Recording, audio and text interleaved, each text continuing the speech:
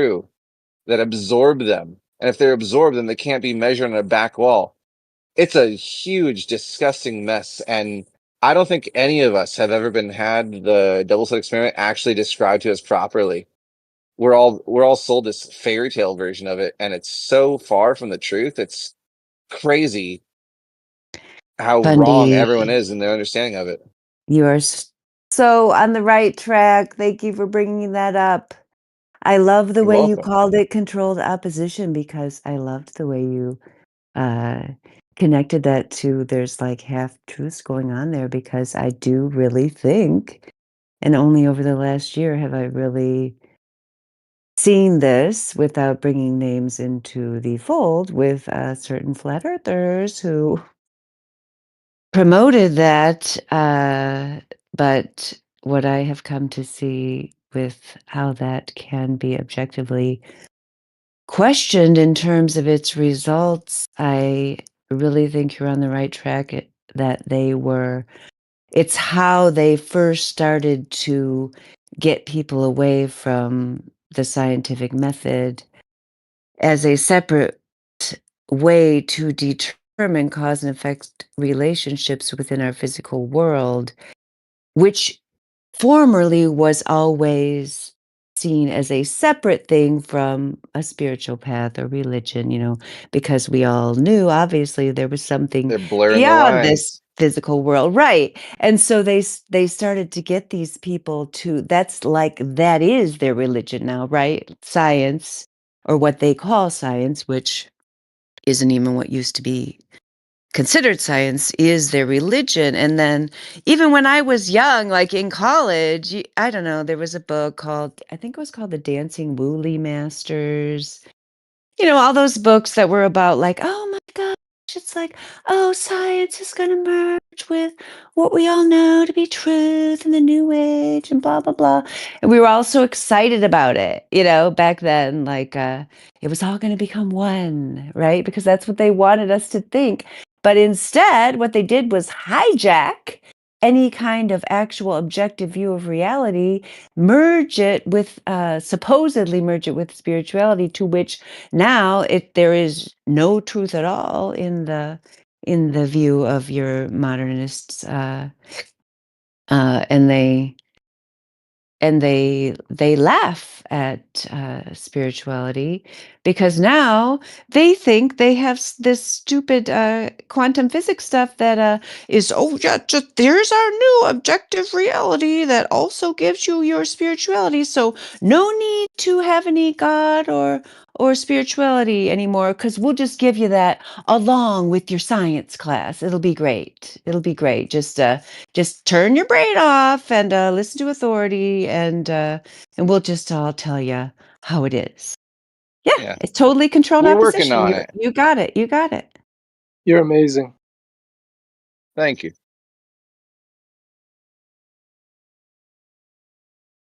I know why the double slit happens because they Well, own it a doesn't flashlight. happen. Because they It's not because even they a own a thing. flashlight.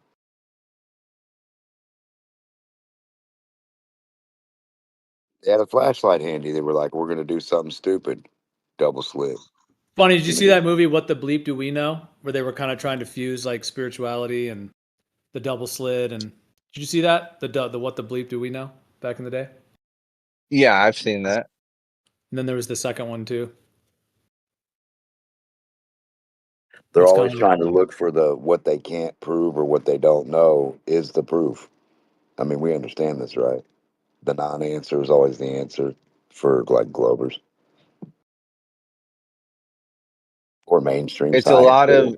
of silver tongue whispered claims in all these videos or documentaries. It's like it really sucks everyone in who is susceptible to like having things that aren't actually based in reality, but it's controlled like what was her name? I didn't catch your name. I'm Dandelion or something? Dandelion, but I thought you were the one who said it was controlled opposition. Well, But it's I'm just totally saying you made a really good point that they're bringing their what they're doing through this is bringing the spiritual people under the dragon's wing of scientism by offering a very tempting and seductive olive branch out where they're like, hey, let's make science not about science anymore. Let's involve consciousness. Let's call it the observer effect. Math. Let's use this word quantum, and let's use consciousness and observers and sentient beings as this ingredient in science, which isn't part of science, but then let's not even back it up by actual science or data or measurements. Let's just describe things in this colorful way, ambiguously, where people can kind of find their own way in under the dragon's wing. And that'll just cause everyone to just make up their own mythologies about how they're relating to just all this bullshit. It's absolutely absurd. Math. Yeah. Math's one of them also, right? Because everybody's like, math everything. Math is everything. Math explains. So basically, math in that case is God. It is who, what, when, why, where, and how. 1 + 1, right? The sad thing is that there is an actual bond, connection, rainbow bridge between s- spirituality and math or science or whatever you want to call it, right?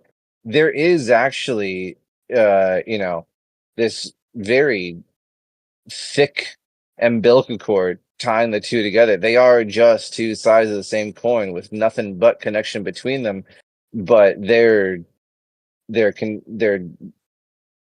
controlled oppositionally, like misleading you as to what that connection they share is. So like And the Always. first the first exploiting. offense on that matter was the double slit experiment. That's where quantum started.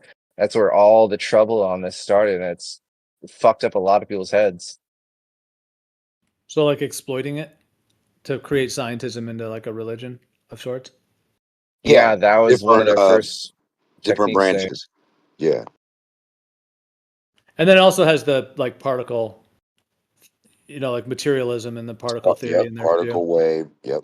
Photon. And Yep. of course, light is at the heart of it all. And it's like, of course they'd choose light. Because I mean, even back in the day, people like there's probably never been something that has been used metaphorically as often and as powerfully as light in Yes, like there has. religious texts, you know? Yes, there So has. light changes.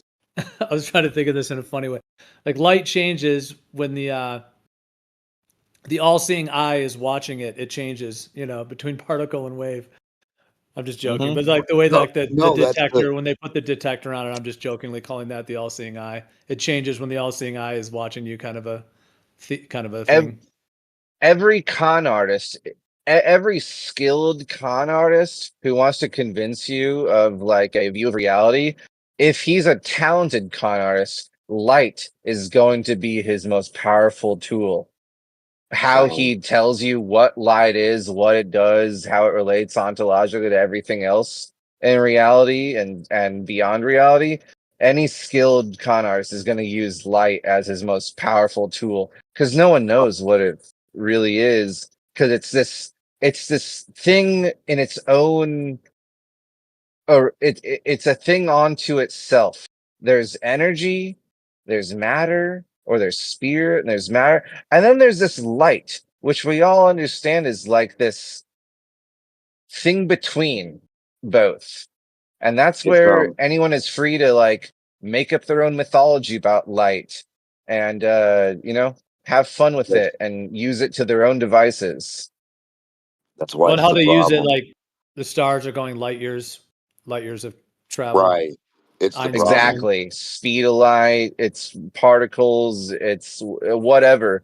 And we could do that. That's scientism, but we could do the same thing with religion. And it's like everyone knows light is a mystery to man. And so a con artist trying to convince you to believe in his dogma is always a skilled one, anyways, is always going to use light at the crux of his you know, how he's I trying to would manipulate you.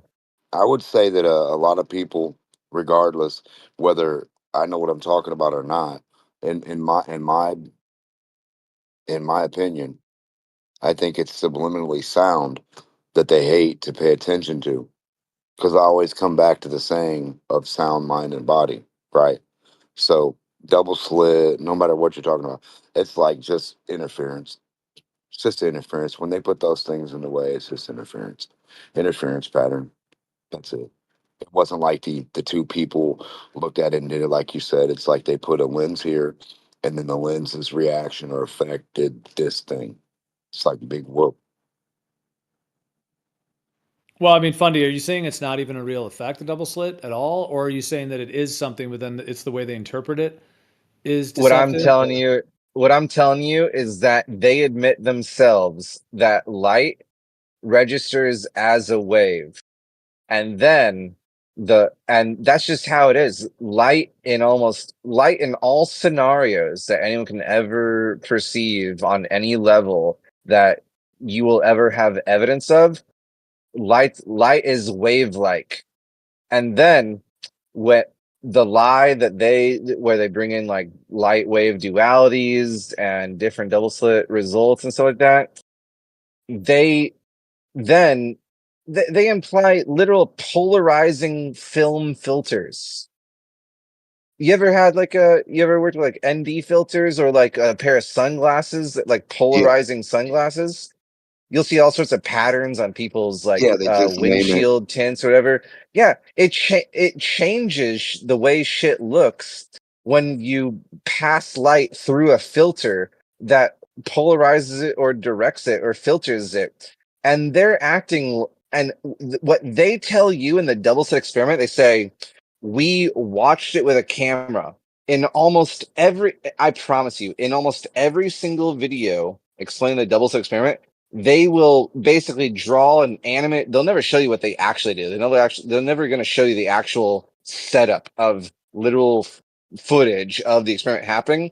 They're going to give you an animated thing, just like when it comes to space travel and shit like that. They're not going to show you footage of what's really happening on. They're going to give you a cartoon graphic. And the cartoon graphic in every single video explaining the double slit experiment is going to be there's two slits and then it acts like a wave. But then there's a camera that can watch, it can observe, or a You know human, why? but it's usually a camera. And then so they insert the camera cartoon sticker onto the graphic, and because the camera is watching, measuring, observing which slit it So goes through, there's no camera. First of all, just think about it. A camera cannot watch a photon travel left to right in front of it.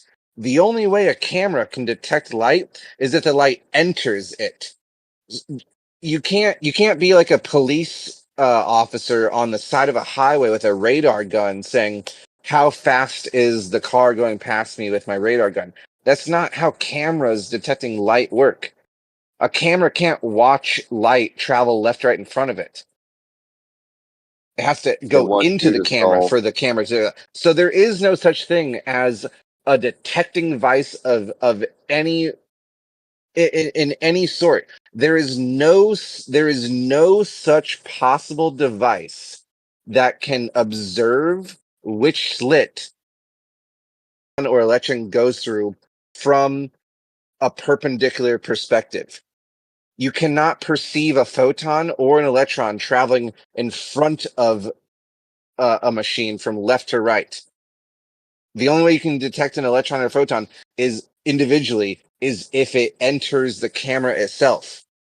Dr. So yeah, Fundy, it literally makes no sense at all. If you just take that piece of advice in mind and just say, how could a camera observe a photon traveling in front of it, left to right, without ever entering the camera? You realize that every single video you've ever heard, every single lecture you've ever heard of someone describing the double slit experiment literally makes no sense at all. And the truth is, all that they do is have empty slits or slits with polarizing filters in front of it. And yeah, putting polarizing filters in front of the slits or inside the slits changes the results. No fucking duh. Like, yeah, it changes the results. What are you talking about? But they never describe it that way, honestly. They always describe it as if there's an eyeball or a person or a camera watching which slit the photon travels through. It's like, You can't see a photon traveling in front of you left to right. It makes no Right. sense at all. It's just it's Right. literally Now, so let me embarrassing get in that there, Fundy. Let me get in. everyone in the world is falling for this. Let me get in, Doctor Fundy. Now you've lost all your funding and your money from the society because now you've given up the secret. But anyway, why do you think? Do you think there is a point to their madness? Like, do you okay? Like at one point in time, they couldn't figure out some certain thing, right? Regardless what they tested in the lab or made, they still didn't have it like exactly 100% down for what they wanted to say or do, right? So they had people, the public, go out and help make little things and come back and do certain things. So do you think there's a point to the public's input or all the people's input that they showed this garbage to just to get an answer to something that they had that was their question. You understand? So to get like the consensus, to get the output, all of it in That's one the big saddest. That's the saddest part about it, man. right. You're right, Demog. That's the saddest part about it. That there is truth. There is mind blowing truth to this, but everyone is deceived, and people have gone crazy with different like new age spiritual beliefs based on the lie of an explanation they've been told about. Let me just hey Gio, can I ask you one question, man? I don't have to pick you, but just for someone to communicate with, you know? All right, DMOC, I'll ask you, man. Um, you ever used a laser pointer? Yes. Make some cats run around the room or something, right? Well, I pointed them up at the whatever. I pointed them around. Yeah, I think a dog's chased it a couple times. Yeah, Yeah. make a dog or a cat chase them, right?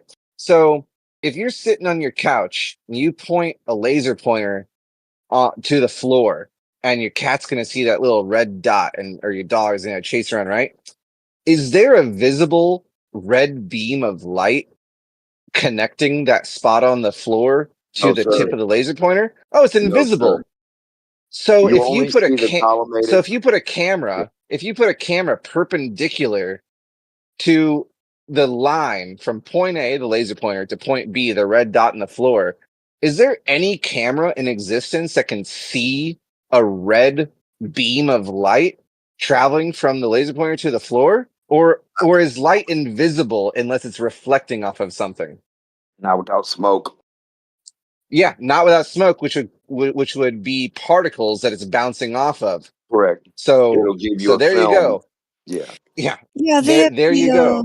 they appeal to human nature, which is the pride within man, that, basically just kind of the God complex within man, because even though we are made in the image and likeness of God, none of us are God or all powerful. There's always something more powerful than us, including the ultimate source of all creation. So, I mean, that's what I think about.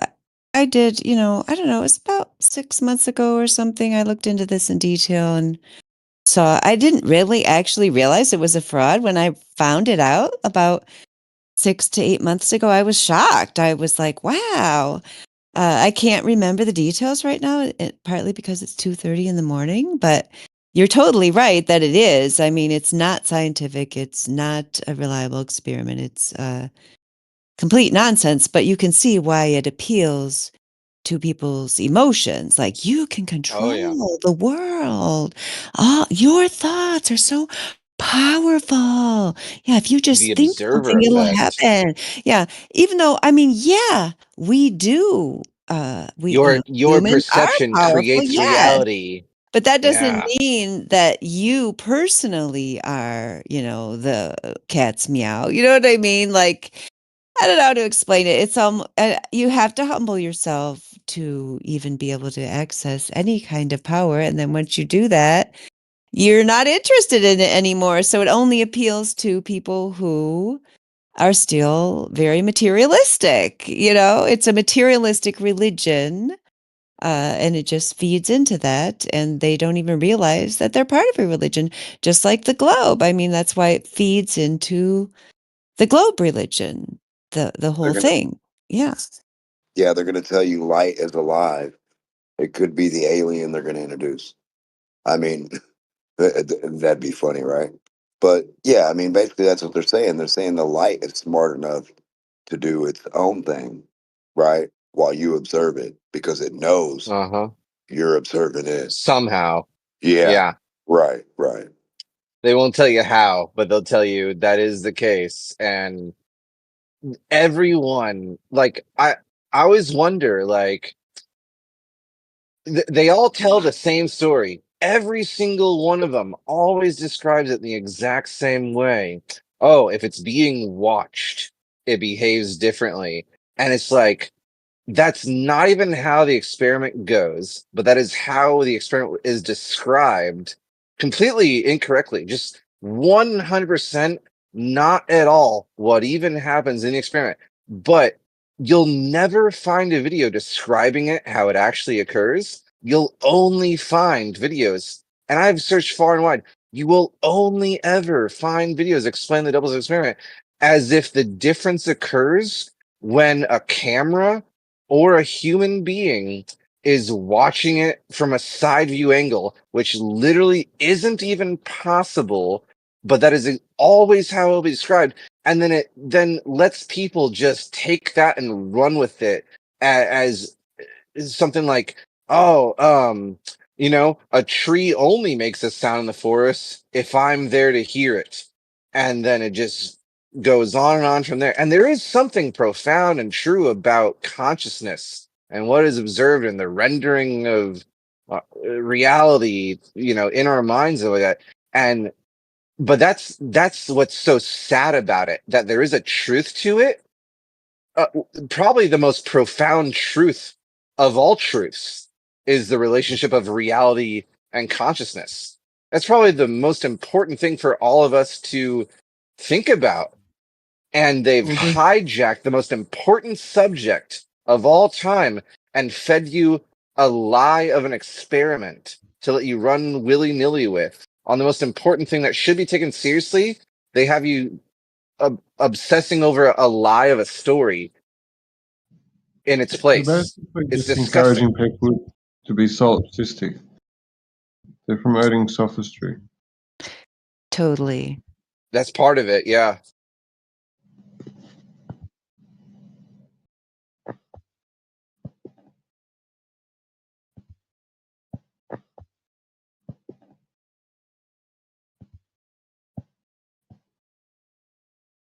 There's a clear agenda going on.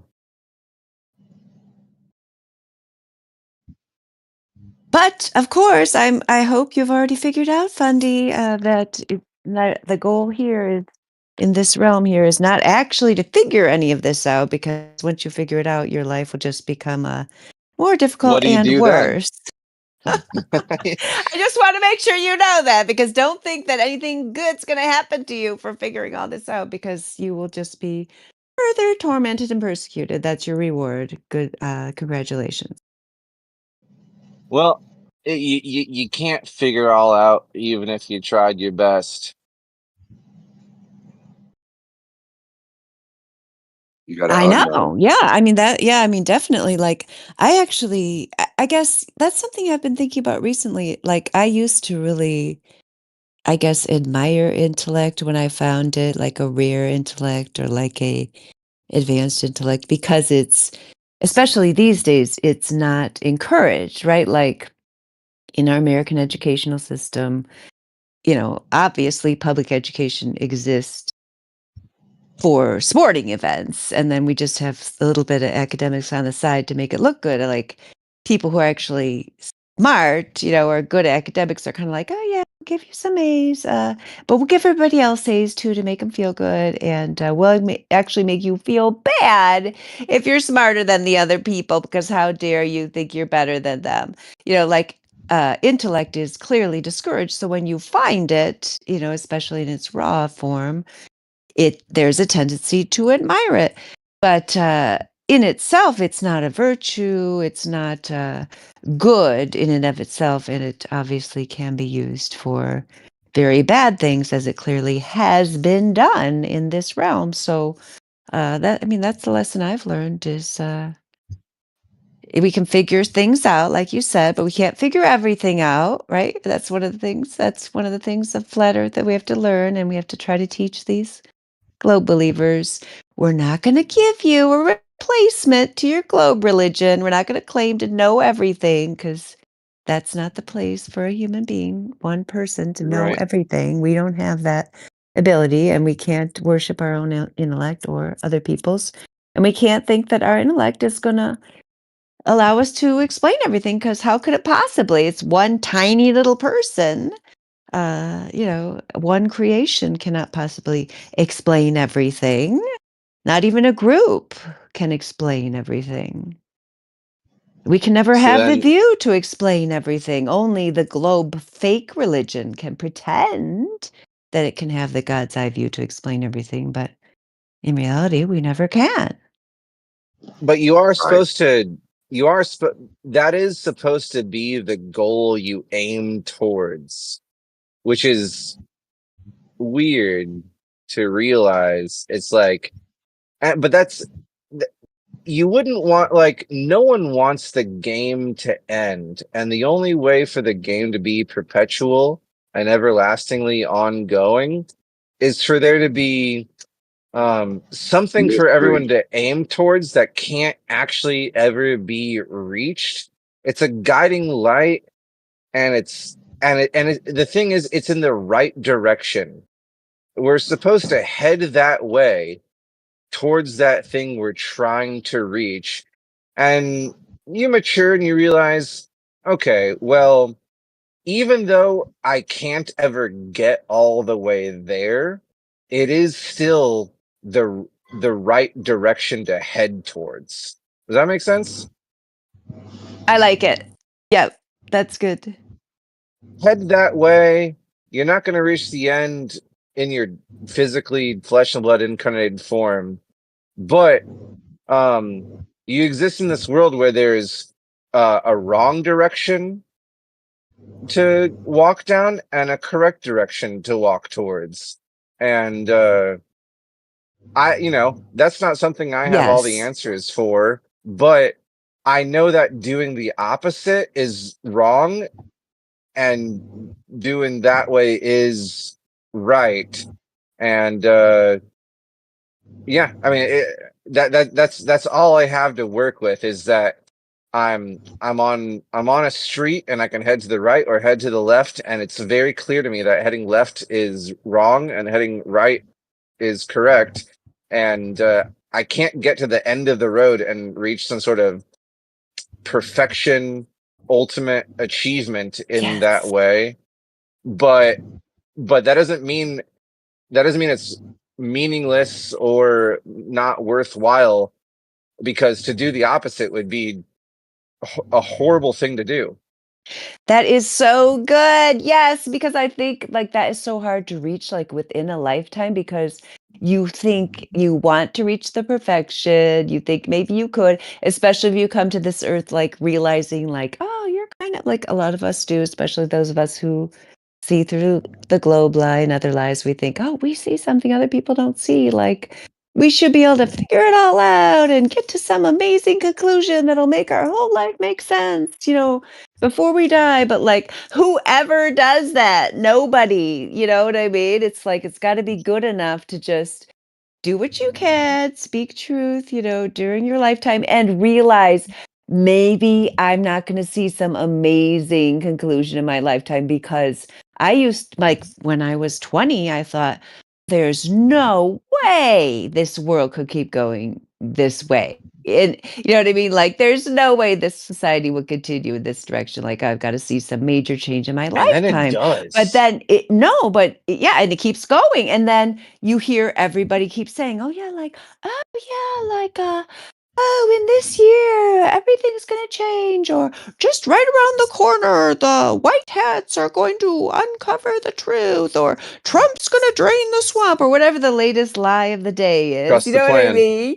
Yeah. And then, like, you gotta realize, like, no, I mean, maybe all these wonderful things will happen, like, and if they happen, I'll be there cheering you on, no doubt. Or maybe all of us here will just live our entire lives with things, maybe not even getting better, right? Because that's all we've seen. I mean, that's all I've seen since I was born in terms of the It's overall getting worse. picture. Yeah. And that's all any of us have seen. I mean, you could say certain like cosmetic things have gotten better. Like, yeah, I can buy organic food in the grocery store, regular grocery store now. Yay. You know what I mean? Like, there's certain like cosmetic things that have gotten better, but overall, like people's lives are nowhere near like they were when I was young and saw people, free to like pick a petunia, without someone yelling at them and saying, you can't pick that flower because it's private The part property. You know what I'm the saying? part that can So ground you the though, the overall thing has not been getting good. But if we're heading the right true. direction, we can have faith that the other generations might see something better and that has to be good enough. It has to be because otherwise you're tempted to fall into pride and thinking you're going to fix everything because that's all these lies that are telling you, oh, everything's going to change tomorrow. They're only doing that to sell you something or to get you to join their cult. You know what I mean? Like they're not doing that because it's true. They're doing that to get something off of you.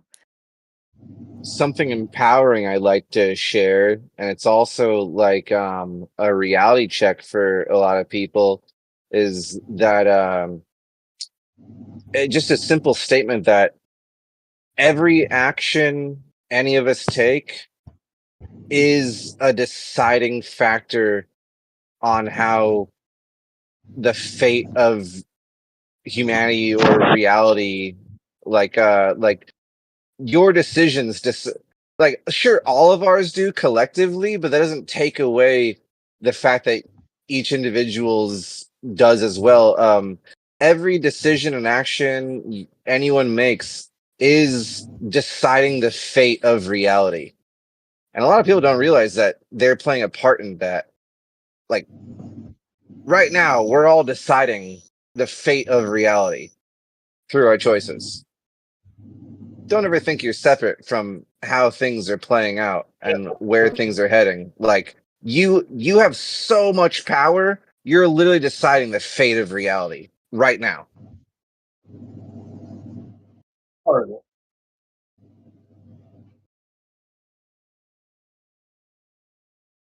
Right. There's a whole I movie guess about that's that. true to some extent. Like, yeah, the less power you want to have, the more you probably could have. Yeah, if you, that's probably true. Yeah.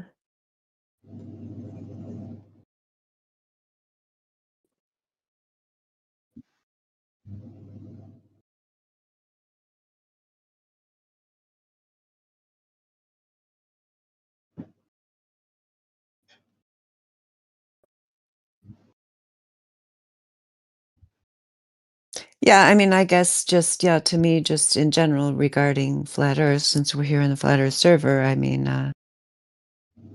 it's just been so disappointing to me over the years to see how so many people who are able to see through one of the biggest deceptions perpetuated upon humankind, aka the globe, flat Earth is not a virtue. I had to learn that the hard way and am still Ooh. learning it, but so many people still think it is. And they think they're just done, once they figure out we're not on a globe, it's like, oh yeah, I now an enlightened being. I know the earth is flat. It's like, no, please. You are a person on the earth, just like a normal person would have been however many years ago, because our history is a lie. We don't know, like 200, 300 years ago. If you know the earth is flat, you're just a normal person, period. Like, Wow. so what are you going to do Welcome to now? square one. Yeah, Yeah, welcome to square one. exactly. That's Yeah. crazy. Yeah. Wow.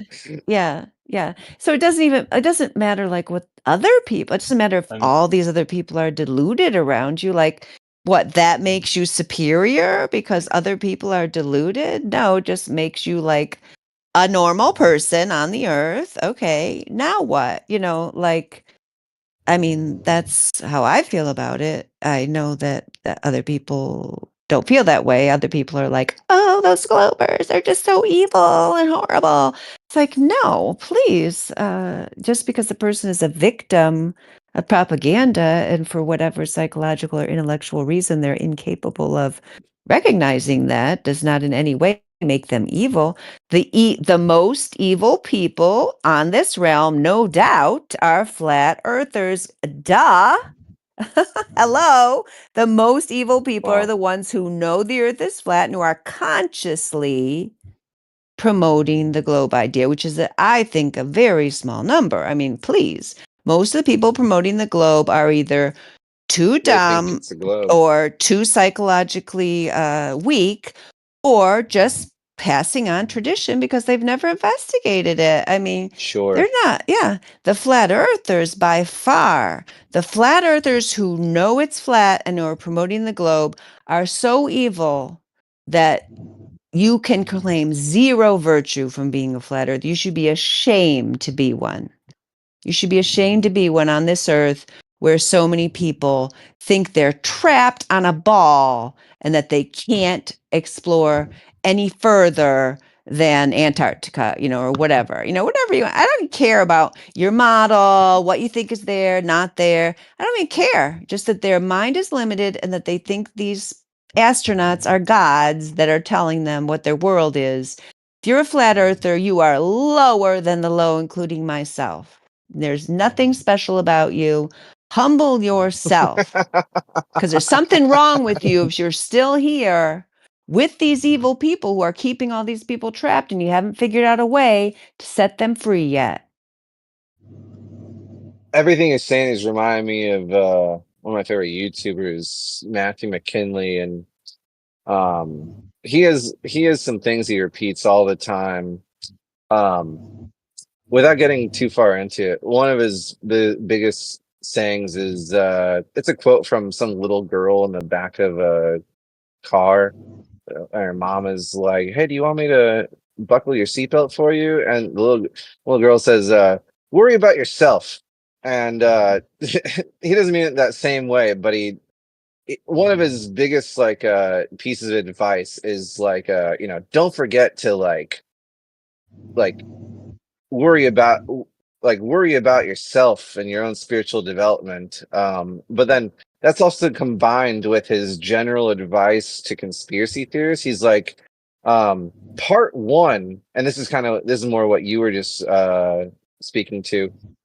Part one is seeing through the trick, and that's just part one. And you were telling people not to congratulate themselves too strongly. Like, no. You're just where our ancestors were at by default. Like, just because, all right, part one, you saw through the trick. That There's no forward movement uh accomplished by not being deceived by the public lie. That's going from -2 to 0, but that's not actual progress. So part one is see through the trick. Don't forget to worry about yourself. And then part two is then get to work on what you need to do. Now, that's not something that can be put into specific words for any person, because it's like something that needs to be individually figured out mostly by yourself at that level. But yeah, part one is recognize the trick and don't fall for it anymore. But then the more important part after that is, all right, now get to work on doing what you need to do. Seeing through the trick is not enough. And that's what a lot of conspiracy theorists in the internet age have convinced themselves is some sort of glorious grand achievement. Oh, I'm enlightened. I'm great. I'm awesome because I'm not falling for the trick. I saw through the trick. Okay, that's not what you're here to do, though. It's sad that there was a trick that you had to see through, but don't consider your work done just because you're not falling for a deception. Yeah, Well, because it's there's a realm amazing here. There that must, I'm yeah. so special. Oh, I don't know if you said something. there's something, yeah, I mean, there's something about this realm. I mean, there's obviously a reason why the trick was developed in the first place. So, I mean, in my We agree mind, that I mean, the trick came through the image. there's nothing wrong with trying to explain to other people, trying to wake other people up, give the objective facts about the clear information that we are not on a sphere of with a radius of 3,959 miles. That's geometric impossibility, been disproved by mathematical counterexamples thousands of times over. I mean, that's just like it's such a tiny thing. It's like not even it's hardly even worth talking about, even though been talking about it for years, and I will keep talking about it, but it's so tiny. Yeah, it's like then it's like, oh, okay, so there's something about this realm where they wanted to short circuit people's understanding of it through this spell that they've cast on people. It's clearly been successful, et cetera, et cetera. Yeah. So, what is it about this realm? What can we discover about it without falling into the pride of thinking? I mean, because it is kind of cool. I mean, I'm not saying flat earthers aren't cool. Like, I totally think they are. And I love flat earthers and everything. But like, what is it why has this been so weirdly successful when it's just a matter of middle school And geometry that somebody could keep this going is just outrageous. You know what I mean? Convincing others of the and truth, answer. though, if you fail to convince others of the truth, that doesn't mean you're failing at what you're supposed to be doing, and that's something people can get hung up on quite frequently. You're not failing at your purpose here just because you're failing to convince people of understanding insights you're trying to share with them. Yeah, I mean, I guess. I mean, some people just can't, they aren't capable of seeing it. So, I mean, I've kind of like, I don't know, mostly just given up on like the verb convince. I did when I first saw it for myself, think like, oh, yeah, until I saw 8 inches per mile squared and how it was an impossibility, blah, blah, blah, I didn't understand it. But now I do. So, all I have to do is explain the math to other people. You know what I mean? But obviously it's not that simple. So yeah, I don't even I don't even think that is yeah, I don't think I'm a failure if they don't understand the math. Yeah, I don't. It's just some people seem to be, I don't know if some people incapable, some people just unwilling, and other people just not ready, I guess.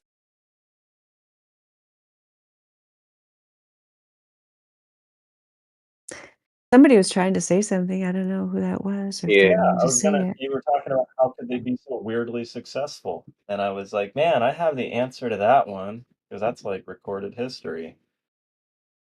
So, what was the primary form of education? Now, this you don't have to answer. I'll just say it. The primary form of education for our public, at least in America, but this also goes internationally, was the motion picture medium, and started by a couple of guys who were the inventors of cameras. The people who actually put the cameras together did the optical lens systems required to project the light through the camera, through the lens onto the film.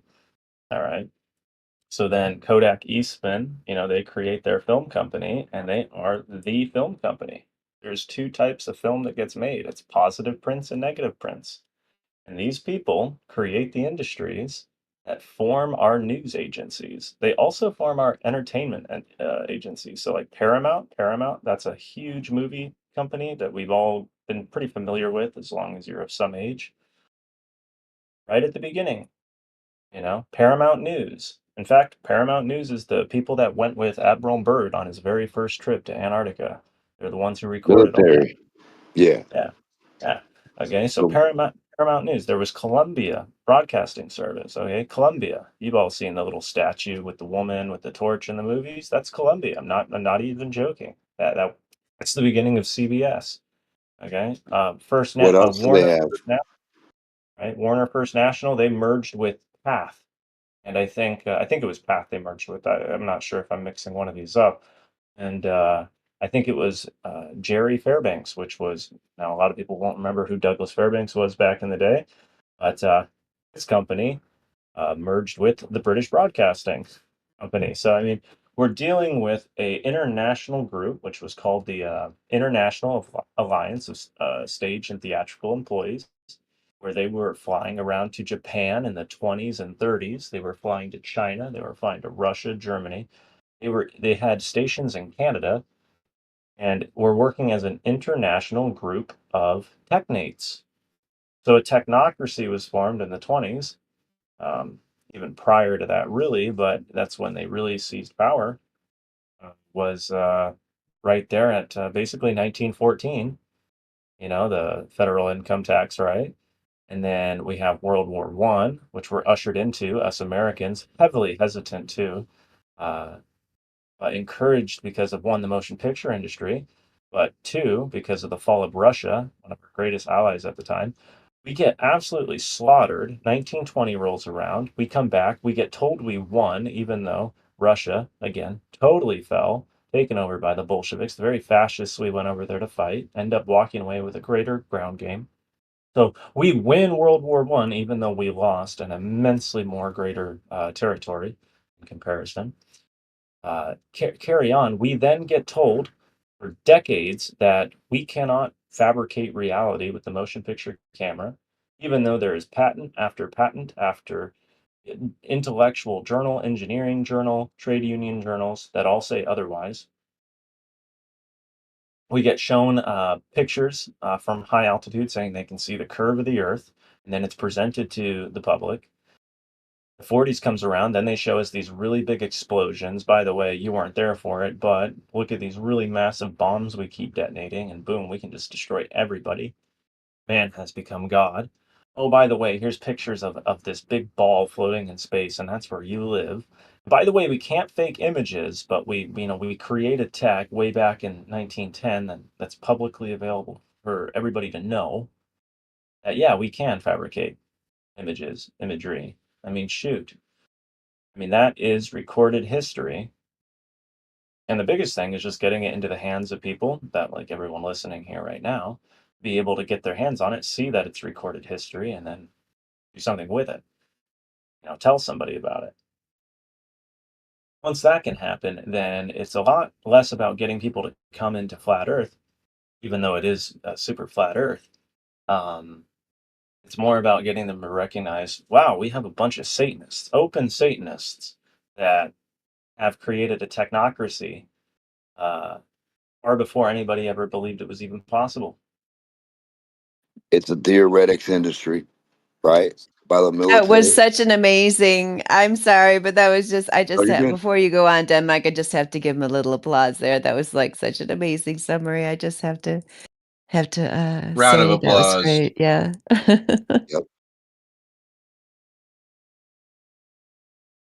Good job. Good job. I was just going to add to it that Warner Brothers, right? And then all the movie things that like you were talking about, like when they started the movies back in the day, they all go dun, dun, dun, dun, dun, dun, dun, dun, and they have the big spotlights for airplanes and military, right?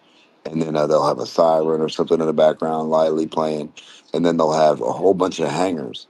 Well, all the hangars are where they film the movies on a military base. So just, I mean, think about it. So all the militaries have been, I mean, all the movies have been military based.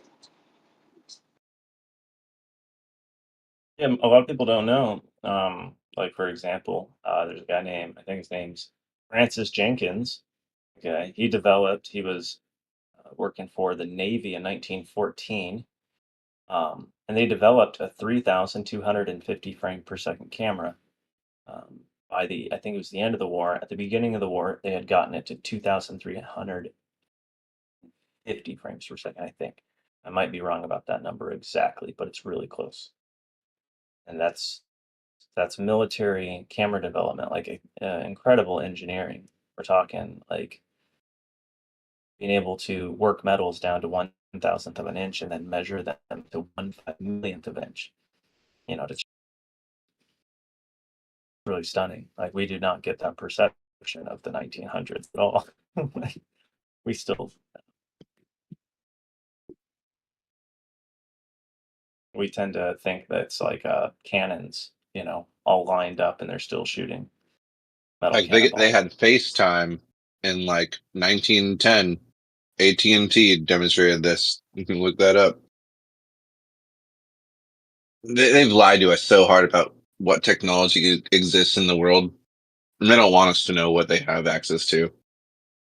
That Yeah, expression because that they're you know always how 50, yeah. 50 years ahead is really true. And people forget how true that probably still holds up. It's like, especially with AI coming out nowadays, and they're telling you like, oh, Sora just came out. There was this new development. We can do AI videos now. And we swear as soon as we develop it, the public is getting it. And it's like people actually buy that the rollouts or developments in AI that we're all witnessing, like, oh, ChatGPT 4.0. We just invented this. It's twice as good as ChatGPT 2.0. And yeah, as soon as the developments come out, you got access to it just like anyone else. As if they don't think it's a controlled rollout of technology given to you on a schedule that they already planned out on a script. No, Oh, they had this stuff absolutely. 50 years ago. Yeah, spot on. Like just case in point, right? We're told today, even in the news today, that we went to the moon using punch card, for our calculations. Like literally just Paper punch holes. punching Yeah. punch cards. Absolutely insane. Action needs to stabilize. I'm gonna get all robot-y. It's absolutely insane. When in reality, it's like in 1956, they had already developed the optical laser disc, okay, and they had 50 of these on a spindle, and they had instantaneous read speeds, like in milliseconds. We're going to milliseconds now instead of being stuck on the sequential read speeds of tape and reel. And then that's 1956. By 65, they had like dropped the size of these things to basically the size of a shoebox. And then they still want us to believe, oh yeah, we were using punch cards, the technology from the mid 40s to get to the moon, even though we've developed massive IBM, mainframes with insane amounts of compute power. And you can walk out in some of the interviews from 69, and you can walk out and ask some, pretty woman on the street, well, what do you feel about a computer? And she's like, computers? What are they? It's like 1969. The public has no idea, even hardly what a computer is. But here we are in 65, having basically the whim of modern computing at the fingertips of the government, and people think we're going to the moon via punch card.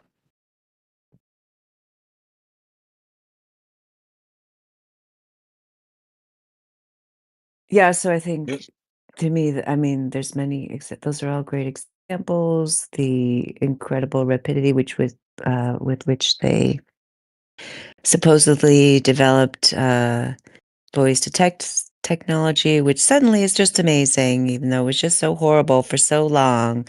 But anyway, I mean, that's just a side note. What we should realize, is obviously, with the uh, robots that talk to you when you call your bank and all that, it's like clearly they're far ahead with what types of humans are talking to and interacting with you on a daily basis, and whether they are human or not. Just keep that in mind.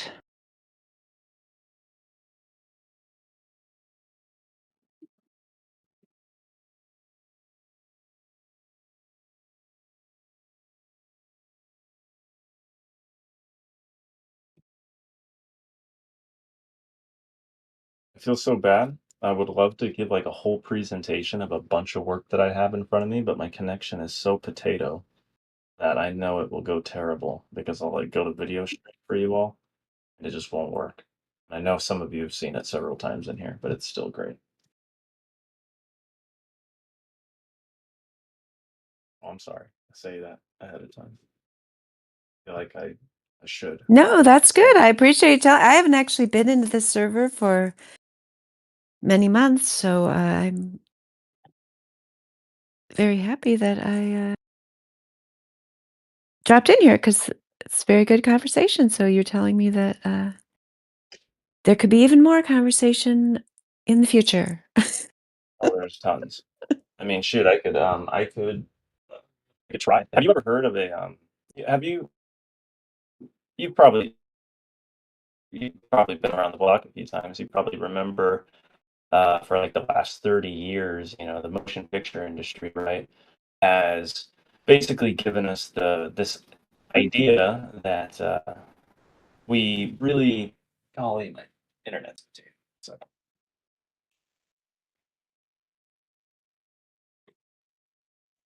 that we hadn't really had any means to fabricate reality until really about the 90s. Or is my microphone cutting out too bad? No, I heard you that until the 90s, we didn't have the means to fabricate reality. Yeah, I think we pretty much agree that that's a pretty, standard take, somewhere in the 90s. Some people point back to the 70s, and then if you really push it, some people will say, "Oh, it was like Mary Poppins, right? 1964. That was like the first time they could do it." But most people, won't take it that far. Um, but it's always this system, there's always this magical system in place. Like, oh, we had a technology, like for Mary Poppins, we had the sodium vapor process, which was a special way of like splitting the light through this magical prism. This is the story that you can read or watch on YouTube, like if you look up any of this stuff. Like, we had this magical prism. There was only three in the world, and none of them exist today. It was like this coveted piece, and somehow we lost it. But it let us make these really nice traveling mats, which is a way, but that's blue screen, that's green screen, that's red screen, it's whatever screen you can think of. All right. So in all these Hollywood presentations we've been given as a public, anyone who's been around here for a while, right? They recognize that from like the 80s onward, through all those documentaries that played on television, like in the 80s, the 90s, late 90s, not so many in the 2000s, but still, going into the 2000s, the behind the scenes commentaries on movies, they'll show you blue screen, they'll show you green screen, they'll talk about blue screen, they'll talk about it's best in the industry, developed in 1940, right? And then, but there's no indication that they're using anything other than a blue or a green or like an orange sodium vapor screen at all. And then it doesn't, take a whole lot of digging to uncover that. Well, there's this thing, right? It's called the infrared traveling mat. And man, was that an eye opener for me, right? So the infrared traveling mat, instead of a blue screen, green screen, is a way of illuminating a back screen with infrared light. And in the camera, you have two pieces of film at a minimum, unless you've developed your film stock to be able to have an infrared sensitive film on the top, which I'm not saying that's not possible. Let's not get too technical here. Essentially, it's a way of collecting the infrared spectrum and also the visible spectrum, and then being able to pull your chroma key, we're going to call it chroma key, even though we're talking about infrared radiation here, to be able to create a traveling mat for your actor. Now, it all sounds pretty foreign because we've always, if we do know anything about this topic, have only ever heard of the blue screen and the green screen process. I'm talking about a version of this which has been the number one form of creating traveling mats in movies. Um, Pretty much since the 20s, like the end of the 20s, the infrared traveling mat and the ultraviolet traveling mat. And there is so many journals, like golly, I have so many journals. I can take you through them if you'd like. Um, and a lot of them are super counterintuitive, like as to what's going on in the timeline, because uh, we had this whole Cold War situation, and in the peak of the Cold War, we had sent over delegates to Russia. This is just before the red phone goes into the office, so this would be literally the peak of the Cold War. And we send our own cinematographers over to go talk with the Russians about the infrared traveling mat. That is crazy. This got written about in the CIA um, files, where you can go to the FOIA reading room on the CIA.gov website and even see a few documents that were kept from this trip. I even have one of the journals where it was written about it. But yeah, I mean, we're working with foreign governments in the propaganda departments in the 60s. We're sending people over in the 20s and the 30s, like to Japan, China, Germany, like I was saying. Here, I'll even bring up one of my journals here if y'all want to see it, like who started this industry. Second, let me grab a few things here.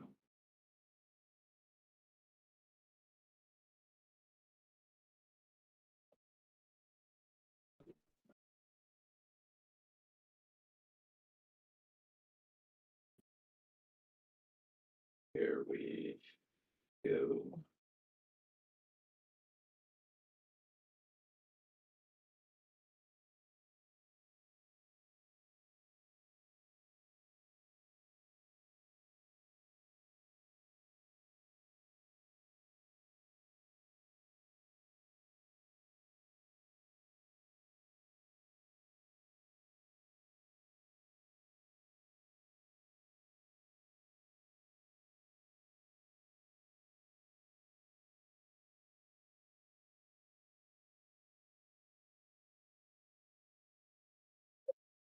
You guys could talk.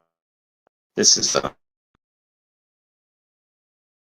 the international photographer. This is the international of theatrics, and are working like that. All these massive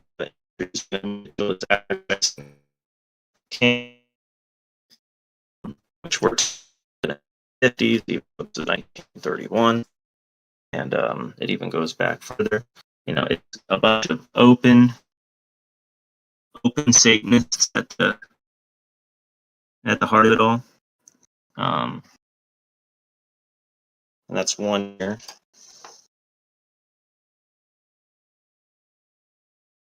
It's another one. And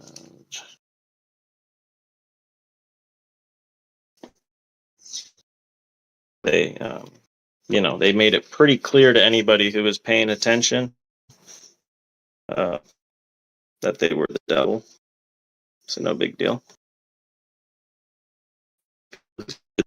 Industry. Starting back as far as I think it's 1910, I think, or it was probably 1911. It's right in there when the alliance was formed, the International Alliance, right before we have this massive, World War. Can you all hear me? Yeah, I hear. Okay. I know I don't do a great job at doing this live. I'm pretty tired. I'm just trying my best. This here is one of the journals that I have. This one's from 64. I'm pointing to this one because it talks about the infrared traveling net, which You are nobody seems to have ever heard about. I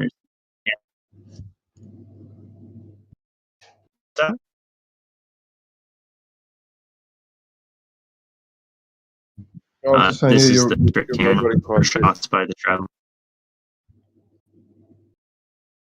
body. Am I roboting? Is that what you were saying?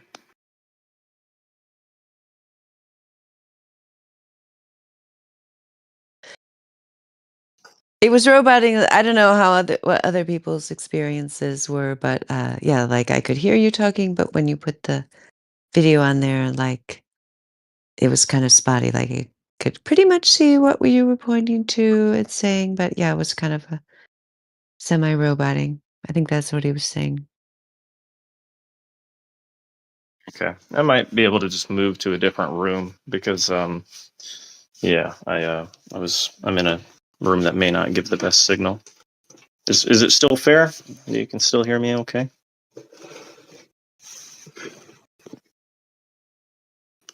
This is better now. Yeah. Yes. Okay. Okay. Well, there went all my chess pieces. Okay. All right. So this here is a journal from the SMPTE.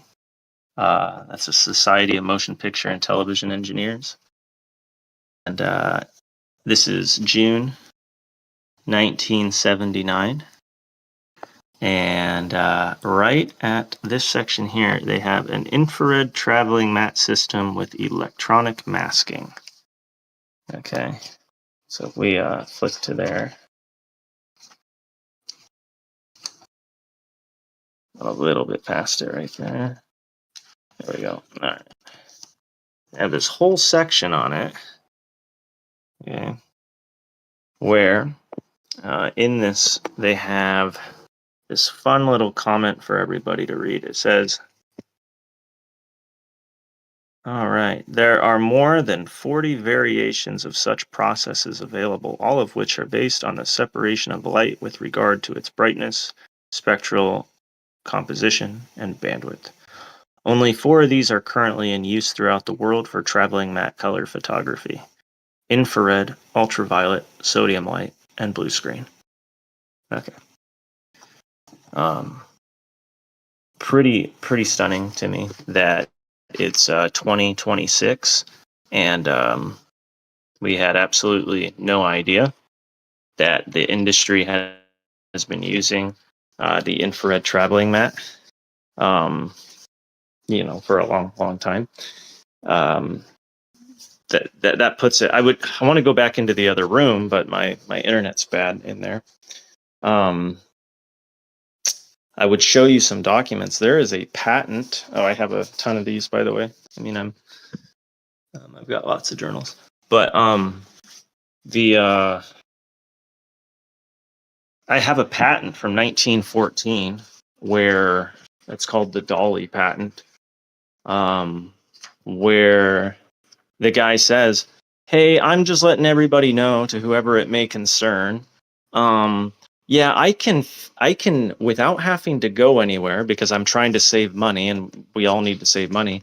In the studio, I am able to get images as though I was on location and get better images than if I was there on location under ideal circumstances in the studio than I can get from literally being there." And it's like, okay. And he goes through that several times.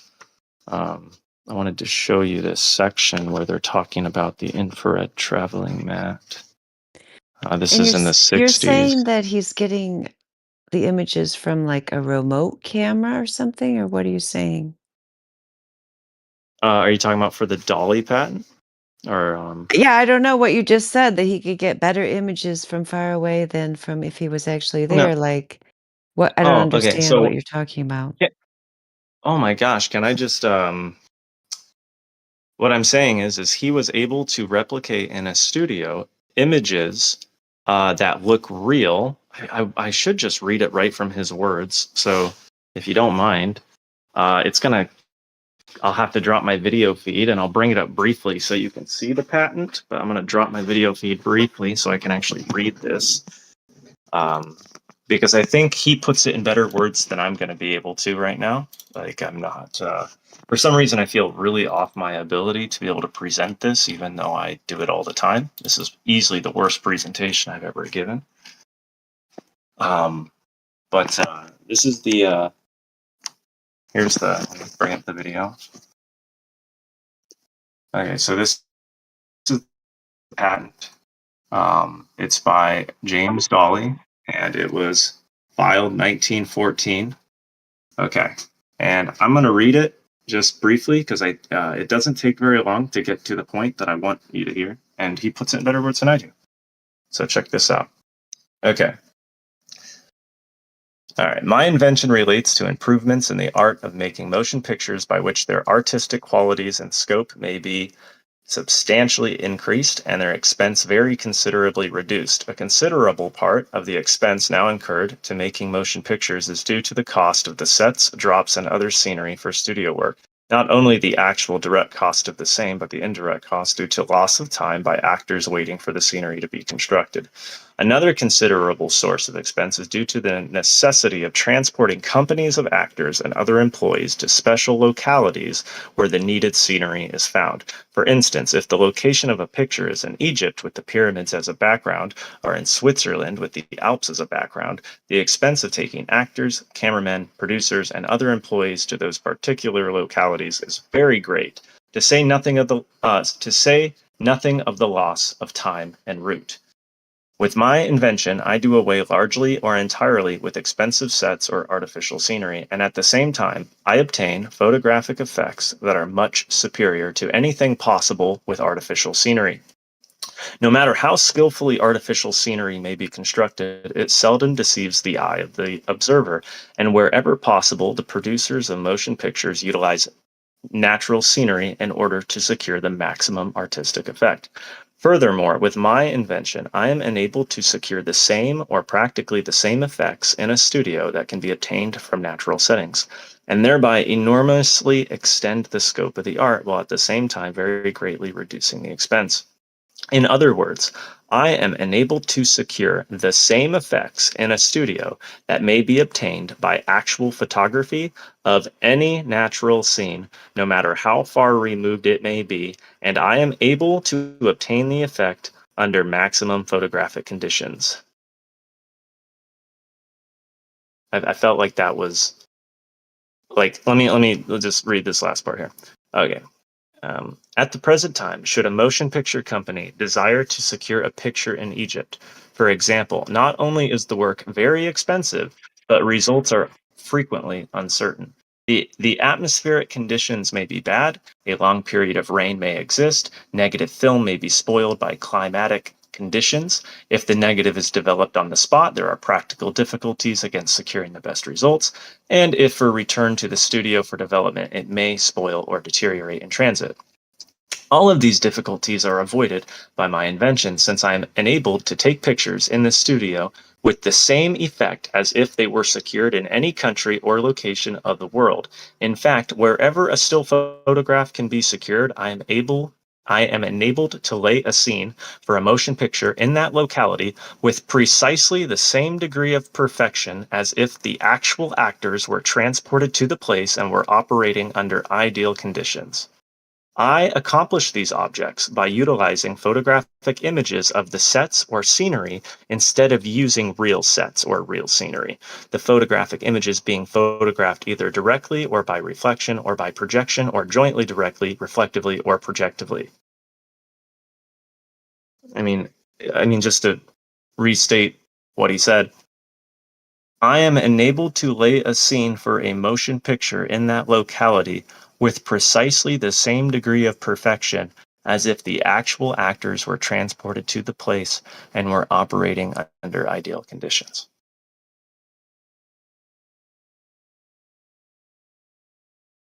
Yeah, so what you're saying is in 1914, he's saying that he could do what we would today call like CGI or AI generated imagery, that they were already able to do that back then. Is that what you're saying? Well, I'm saying that what a lot of people call CGI, right? Like, oh, they didn't have CGI, so they couldn't fake reality. It's like CGI is not the baseline of being able to fake reality. The traveling mat is the baseline for being able to fake reality and being able to do it perfectly. And it was perfected in 1914. And then, because nobody seems to understand the history of when computers originated, we say we didn't have CGI at the time that they did the space race stuff. And it's like, well, actually, IBM did have really fast computers that were using laser discs as their memory. We're talking like response speeds of like 80 milliseconds to be able to access any file on the drive. This is called instantaneous retrieval. And it's the part that makes a computer so fast. It means no longer are you really limited by the processing power of the brain, but it was the ability to recall the information.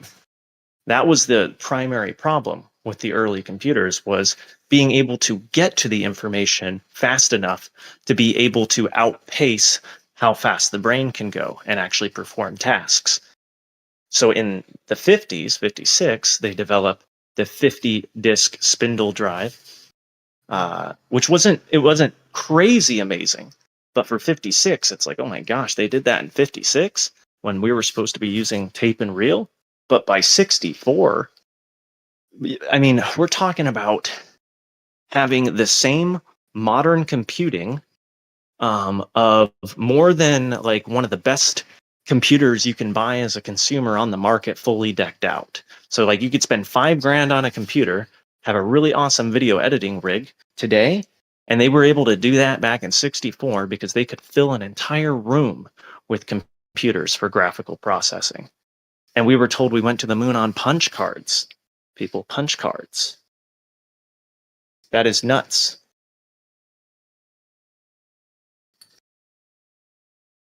Okay, I can't really say the best computer today, but back in 2012. Okay, take it back to 2012. That's about when I'm really putting it, but got a little carried away on the today thing. We get some pretty crazy new computers today, but that's what I'm saying. So the traveling mat was presented to us as being created in like 1940 with The Thief of Baghdad. That's a movie you could look up on YouTube right now, and you could look up blue screen and The Thief of Baghdad, 1940. And I'm sure there's stuff on it. You'd be able to see it.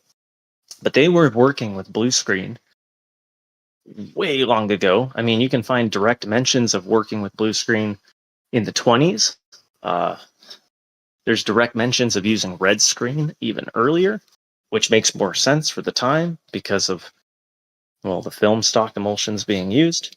I mean, just being able to bring to us in color images on film shows that the films are able to be superimposed without any sign that they have been modified, because the alignment of the image is perfect.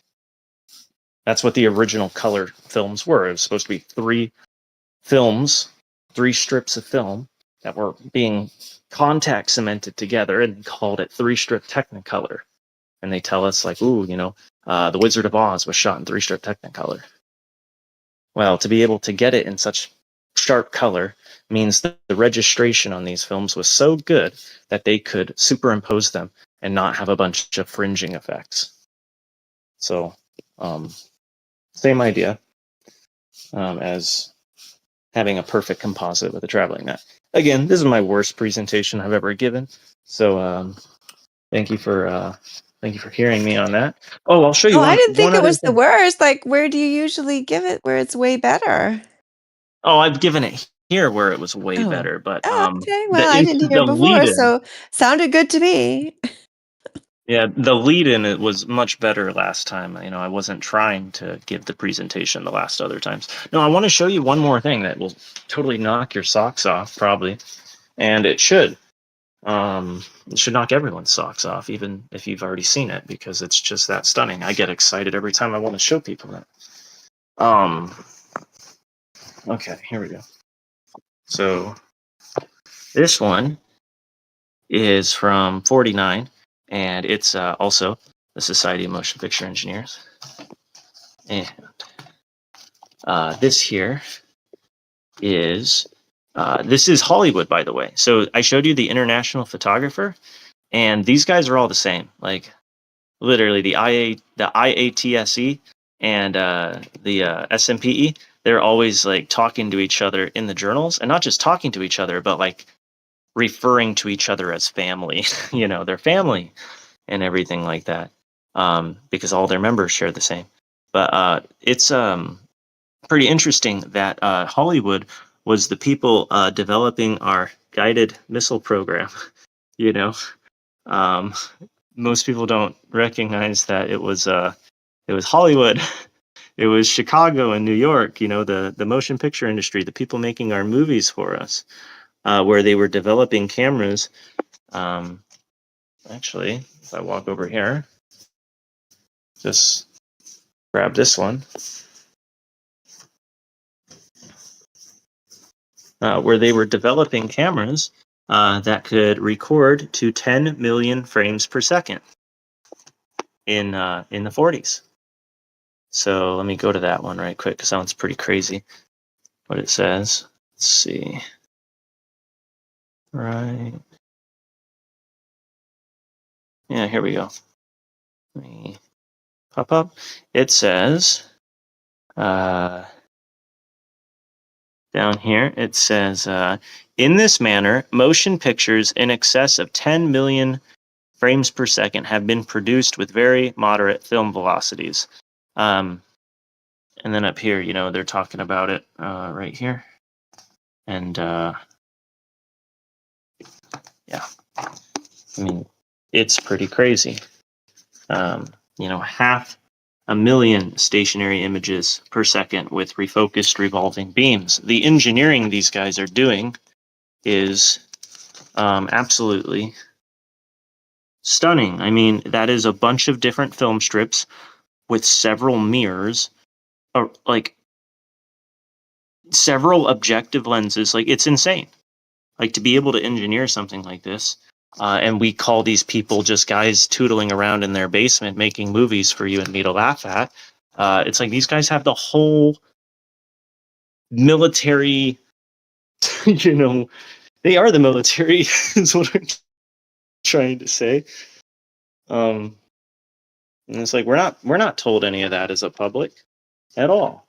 Yeah, because isn't like is like 35 millimeter film? Is that like 35 frames per second or something like that? Or what is the 35 millimeter film of No, the old days? 35 millimeter film. That is the size of the image plane. It's 35 millimeters. So that's how much resolution you have to work with. That's how much area is covered with light sensitive emulsion. So And how many so, frames per second would they have for those kind of films?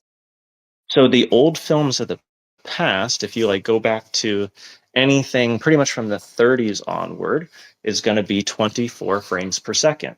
So when you're watching an old movie, Wow. anywhere up to like 2012, almost everything is going to be 24 frames per second. That's so Um, weird. And you're telling us that they had millions of frames per second back in whatever year in the 40s? Is that what you said? yeah, in the 40s, they could do 10 million frames per second.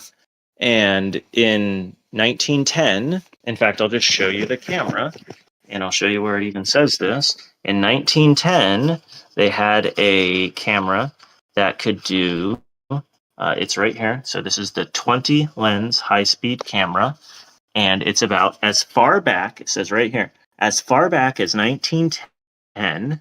Okay, one of the founders of the Society of Motion Picture Engineers, Charles Francis Jenkins, described a non-intermittent type of motion picture camera which he had invented. It was more than just a motion picture camera. It was, in fact, a high-speed motion picture camera capable of recording at a rate approximately 3,000 pictures per second. Yeah, and that's 1910.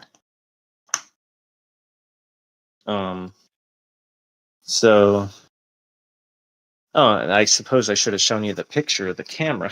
Oh my gosh, what am I doing? So here's actually a picture of the camera.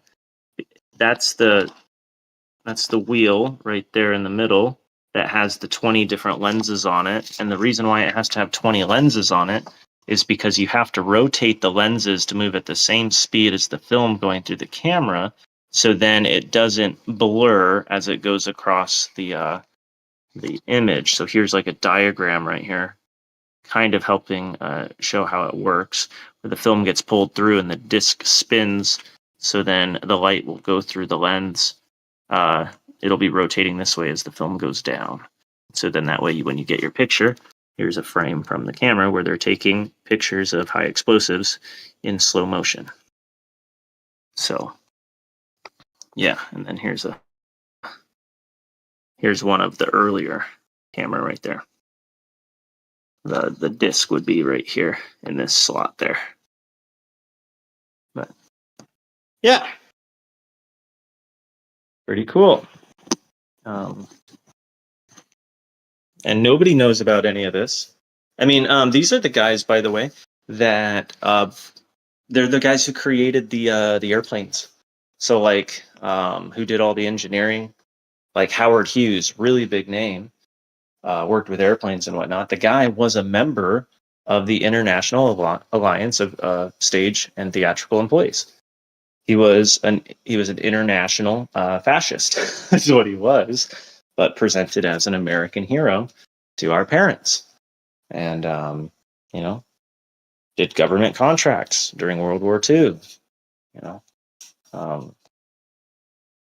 Like we forget that our parents. I think this is really important to know.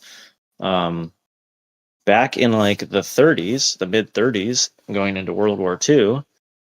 I've spoken with older people, and they've told me that they used to go to the movies on their days off twice a day, and for 10 cents they could get a large drink, a large popcorn. They could see 1 to 2 newsreels and the main feature that they went to go see, because that's where you got your news, was from the magazines, the radio, the newspapers, and the cinema.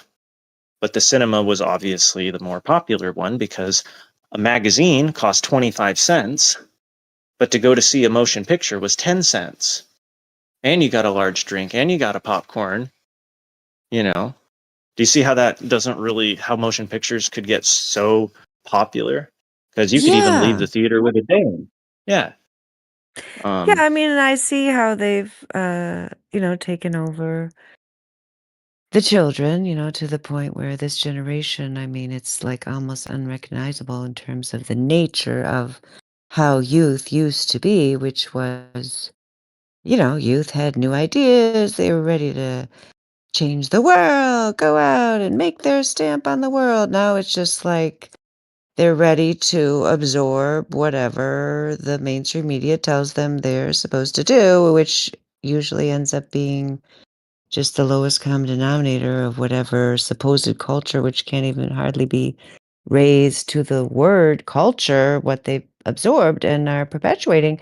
So I just don't know, like I understand what you're saying. Like these were obviously highly intelligent people that came up with this plan for whatever. I mean, you said they were satanic, believe that, yes, that story checks out. So like okay, so yeah, now you guys have done what I mean, to me it almost I mean, I've thought this many times, especially over the past couple of years, like, so yeah, you guys have done like the thing you set out to do. Like, not all children, like there's still young people who are kind of countercultural, in terms of meaning they're countercultural, meaning they actually think that there's some purpose to Western civilization, that we should have goodness, truth, and beauty in the world. That's what counterculture is today, right? Like there's a small number who resist the AI machine and who still use their own brain power and have their own personal direction and so on and so forth.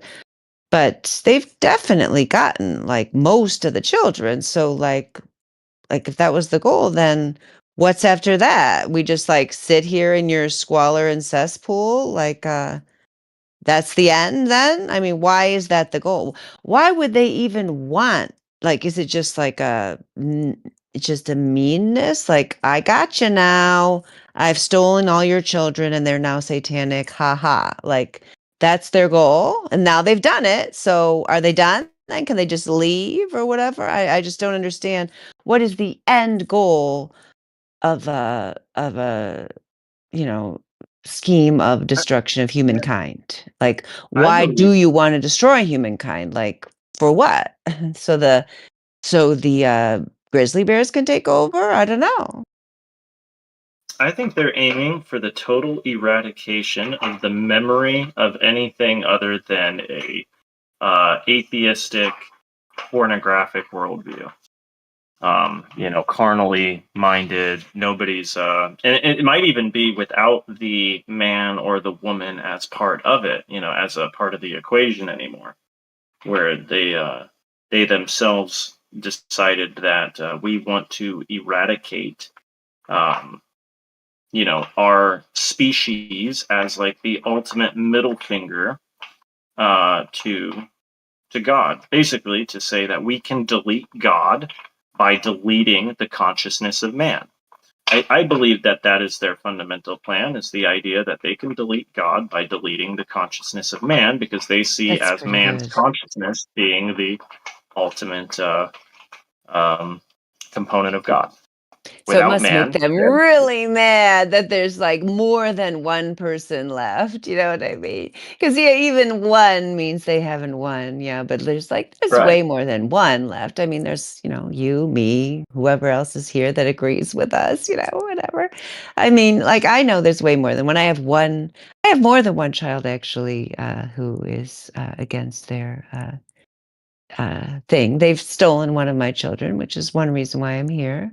It's actually the only reason I'm here, to be honest, is I thought it was good enough just to take care of my own family and children after I realized the scope of their uh, until they took my child, who I would have thought would be the hardest one for them to take, which is probably why they targeted that one, right? I'm sorry to hear.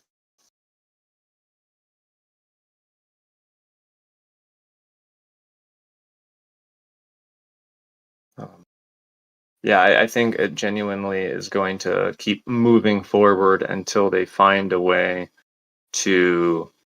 I don't even think we're that far, but I suspect that they're going to try to find a way to um, basically bring a sudden destruction upon man in a way that he doesn't really anticipate.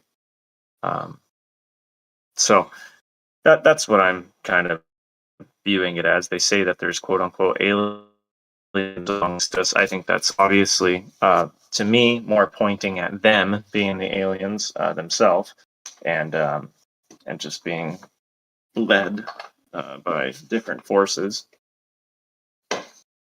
But yeah, I suspect that it has to do with literally ceasing our ability to live in the world that we are embodied in right now. So, um, yeah, I don't think they're too far away from that either. Their goal. I think um, there's many systems in place. Like I believe, for example, that the cell towers, all the cell towers, the private internet towers, um, just the massive military transmitting arrays that are built that most people don't even see because they're behind fences on compounds that you're not allowed to visit. I believe that they are able to electronically modify how much power output on different frequency bands are being transmitted from these local stations of ours that are being constructed like crazy. I believe they have the means to basically link into those systems and then increase the power output to cook the surrounding air, essentially, basically to cook us like we're in an oven. Um, and that's one way that it could be done, is just by all the the noise essentially that can be generated from these towers. That'd be one way to effectively kill a bunch of people or make their uh, the areas in which they reside basically inhospitable, um, and do it in a way that almost nobody would even conceive of or think of as being a problem until it's far too late. I mean, we're at a point where a man doesn't even really have to sign off anymore. If somebody tells a drone with high caliber auto cannons on it to go and start lighting up a particular area choosing targets based on, cell phones and just cell phone locations. They could eradicate tons of people very quickly, very fast, with zero retaliation from the public, because are they really on the public side? And again, there would be no man necessarily to stop it because it's being done electronically. So Yeah, well, yeah. can you hear me? Because I see I'm like permanently lit up. I don't know why I'm like that, but uh, somebody was just complaining that I saw in a different forum about the recent like weather in the Midwest, which I've also been a part of. I don't know if you've heard about that, but yeah, like I just had like we just had a major storm go through here. My power was out for 24 hours. That's what it just came back on. That's why I actually came on here. Because I'm just like all head up from like being in survival mode, where we go into like camping mode and everything. But anyway, the point is, yeah, no Wi-Fi, we don't have a cell signal when we don't have Wi-Fi. So it was like, but I was like kind of into it. I was like, yeah, I had like amazing dreams last night. I woke up, I was really well rested. I was kind of disappointed because we went to see some fireworks, came back, the power was on. I was like kind of happy because I could like take a shower, but I kind of was into it. But then somebody else who lives in Pennsylvania told me they had wild storms, trees uprooted, like weren't predicted on the radar, which ours weren't also. Like it was just like no rain predicted, no storms, and then just all of a sudden just 70 miles an hour wind just knocked everything out all around here, Pennsylvania. Another person who is in Canada, same thing there. So I'm just saying, like what you just said, like it sounds dire and everything, but uh, this person actually was intimating, like some bad person was controlling this storm or whatever, causing storms, like with what they say the storm, whatever weapons they say caused it, those kind of things. You know how they always say the do weapons cause these things, which I don't deny that they could, but I still think God could cause some storms if he wanted to. And Oh, so, absolutely. yeah, so I actually, I don't know who caused this storm that just came through here out of nowhere, not predicted, not on the radar, out of nowhere, very powerful, high winds, lightning, thunder, knocked everything out. A lot of people, I think, around here. Last I heard, like 90,000 people just in our immediate vicinity didn't have power. But anyway, my point is, they're not going to win. I mean, we already know that. It's what I just said. Like, if even one human persists, I don't even understand why they would even. We know they have a high intellect, like even logically. Like, at some point, can they not just say, like, this is an impossible task? I don't. Yeah, I guess not. Like, because I know the nature of pride and this force. I've seen it face to face many times. Like, I guess they won't ever give up. So I guess we just have to do what we were talking about earlier. If we are a human who still has human characteristics and is still on this earth and has some kind of connection to God, we just have to maintain it no matter what's going on around us. I mean, and then even if we get wiped out for whatever reason physically, I know that it's impossible for them to wipe everyone out. I just know it is. So if they're not going to give up, then I don't know how far this is going to go, but it'll be sad to see. Hmm.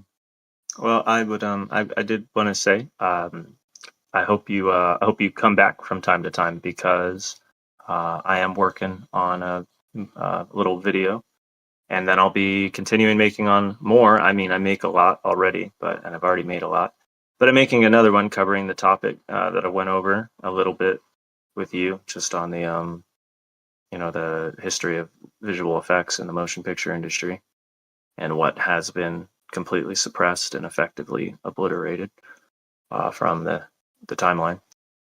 Um, and then I'll be putting out a bunch of small videos, hopefully, God willing, that the country doesn't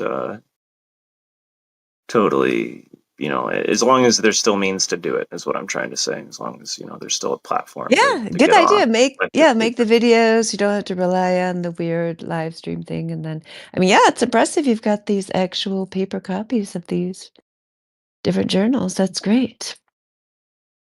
hmm But I want to show people. I would show you tonight, but I just can't. My internet won't do it, and it's such a bummer because I can give a much better presentation when I can sit at my desktop instead of at a end table in my living room.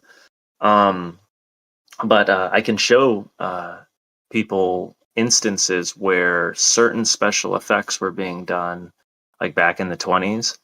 I love showing this one from a movie called Ben-Hur, not the one that was made in the 50s, but one from 1925. It's the first one that they put into a motion picture. It was a silent film, but it's 1925, and they did this really elaborate Colosseum shot, like where it's this massive Roman Colosseum with like a horse track in the middle, and they're having this huge horse race, massive. And during one of the opening shots, almost no viewer, I believe, in almost the whole history of time has ever caught this. And I'm not trying to speak that proudly. I just mean I don't see why they would have put it onto a copy that the public could see if maybe they themselves missed it. But there is a one of the layers on the composite for this massive Colosseum shot they did is out of time with the other layers, and so it lags behind as it's coming like into focus essentially. Um, and you get to see the break in the image continuity as far back as 1925, where otherwise most people would think that it was some like I don't know how they faked it type thing, but it's obviously like some sort of massive painting or like a. And the official story was that they used a hanging miniature model with like a air hockey kind of tape, not air hockey, a foosball sort of table sort of thing for it, um, but it's just stunning to see like, oh my gosh, like it doesn't, you would never have put together that that's how they did it because it's so advanced for the time. And then Yeah. there's even a movie from 1916 called Intolerance. Oh my gosh, I would love to show that movie. I'm gonna put it in my most recent one, but they do this massive motion control shot where the camera a motion control shot is where the camera has to repeat the exact same camera motion over several passes, meaning like, so if you move the camera forward and then like tilt up, you have to repeat that same exact motion in accordance with the scale of the objective that you are shooting with the camera. So, like, if you're shooting something on a big scale, the motion has to be really long, and then the tilt, in accordance with that. But honest, like, if you're compositing a smaller scale object into a much bigger scale, you would be then shortening the distance the camera moves relative to the size of the model miniature. And it's a lot of mathematics involved, but you can also just do it by eye if you don't want to try to imagine it on paper. But the camera has to repeat those motions as many times that there is a composite added into the frame, which means there has to be a very extreme level of precision going on. And in this movie from 1916, they have this amazing motion control shot where it's like, oh my gosh, they must have cycled the camera back like 7 or 8 times. And they were doing it with a hand crank camera too, which is like, that is just so stunning. And nobody would know. People would look at that and be like, that's a real image right there. And it's like, well, obviously they've never heard of the Dolly patent because this movie comes out 2 years after the Dolly patent. It made movies like this movie even possible. So crazy. Yeah, I understand what you're saying. I mean, you're saying like pretty much it's even worse than what people propose, when they say things like how, Stanley Kubrick walking with the NASA people, like that they were in cahoots or whatever. You're just saying like it went way further back than that. It was way Well, more that oh yeah, pre-planned that's and what that kind of thing. 1968 is perhaps one of the funniest things about this whole situation is because 1968, 2001: A Space Odyssey, is one of the best documented special effects movies ever made. Meaning, like from the past, they have cabinets and cabinets and cabinets of original film stocks from the production of that movie. And even today, it exists on the internet, old archival tapes of propaganda from when that movie was being produced. And there was this massive PR campaign, it was international, that they were going to be working in tandem with NASA. In fact, there's a one that I can point to directly where they have people who work with NASA working with Kubrick to make sure it's as realistic as possible. It was told to everybody worldwide that this movie was going to have the best special effects that could be attained in the motion picture industry at that time. And it's hilarious because they didn't even use blue screen, they didn't use green screen, they didn't use any screens. They used hand inked rotoscoping for every single one of the travel mats in that movie. They did do a motion control shot, but nobody ever mentions that motion control shot in the movie. Um, I mean, it's just hilarious. It is absolutely hilarious that they publicized all this, and then we can look back at the record and see, oh my gosh, they had tech that was way better than what they published and what they said that they had for 2001, and it's held up as being the gold standard of the time. Yeah, Kubrick definitely knew he was just playing. I mean, there's no way that Kubrick did not know that, yeah, guys, this is not the best that we can do.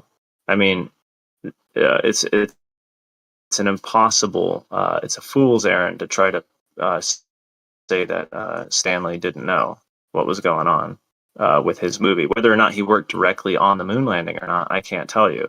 But he definitely knew, like, hey guys, we're not even using the one of the four major processes being used in the industry, which would have been at that time, because it's 1968. We already saw 1964 Mary Poppins. I mean, they didn't even use the sodium vapor process on that movie. They didn't even use uh, they didn't even use blue screen in that movie. They didn't use, as far as I'm aware, even though technically you wouldn't even be able to know if they used blue screen or not. There's no way to really know, at least officially documented, with the original film stocks. Is the only reason why we can point to it and say this is probably how they made the movie, is because they left us with a bunch of the original negatives to study.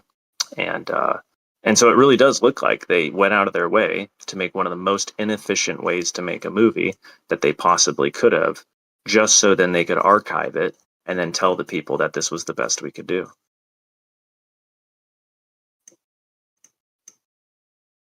Wow. Yeah, that's really interesting. Yeah, I don't know, these satanic people, I mean, what I've seen when I've encountered them is I mean, I'm just talking about like actual people on the earth, not like the origin or the spirit or the spirits or, Lucifer or any of that type of thing, but just the actual humans I've met. Like, but I assume the spirit is the same, that they've been hurt by someone, whether it be their mother, a girlfriend, I guess it could be a boyfriend, a father, whatever it is. And they just can't then feel like they can ever believe in love or hope again because they feel like they've been tricked somehow. So they have to just give themselves over entirely to hate so they can not be fooled again. I mean, it's just like I don't know, it just seems like such an intellectual exercise. Like, and they don't even really see, I guess, I mean, when I said before, I don't see, what would make them stop, because they don't seem to believe that it's possible to love someone who hates you. Like, I mean, I've done it before. I've stood in front of someone who's actually like hating me and threatening to kill me, uh, with witnesses around them, and I've not hated them. Like, to me, that doesn't even seem that difficult. Like, but I know from past experience and remembering how I thought as a child that to them that seems just like not even real. Like they even think they're in such an unlovable state that no one could ever love them. So they might as well, give themselves over to Satan and do all these horrible things and just become like the most hateful and dark thing they could possibly become. So I don't know. It's like, I've heard it says in the Bible that people can go back from that and become good. I've never witnessed it. I've been fooled into thinking it was happening, that turned out it was a lie. I've never seen anyone come back from that on the earth. Like it says, there's the Saul to Paul conversion in the Bible. Like, I've always believed that was true. That was me. But I've It never was me. No, I'm I've serious. never experienced it. I've never known anyone to come back from that. I can't tell you what kind of guy I was, mainly because we're on a live stream, and I could get in serious trouble. But that was me. I definitely wanted there to be a God, right? And I went around trying to be intellectually smart and kind. So there's people out there, there maybe more than just one. But I definitely was a monster. Only cared about myself. Didn't have a connection with Christ at all. Didn't know Jesus one bit. And basically would have been just as monstrous as some of the people that I'm saying exist, just by the witness of what I'm telling you about the past. Would have been just as evil as them, capable of doing probably just as terrible of things. And I recognized that had that happened, I was at a point where my identity would have basically ceased to exist, where the identity that's still speaking right now would have gone away completely. It's the only lasting thing I have from like my original, my birth, essentially, is this aspect of me that is communicating right now. But had I followed through with the perversion of my mind, and I was, given an opportunity by God himself, I'm just going to say that, to turn around, where for the first time in my life I had a real reason to believe that he was there.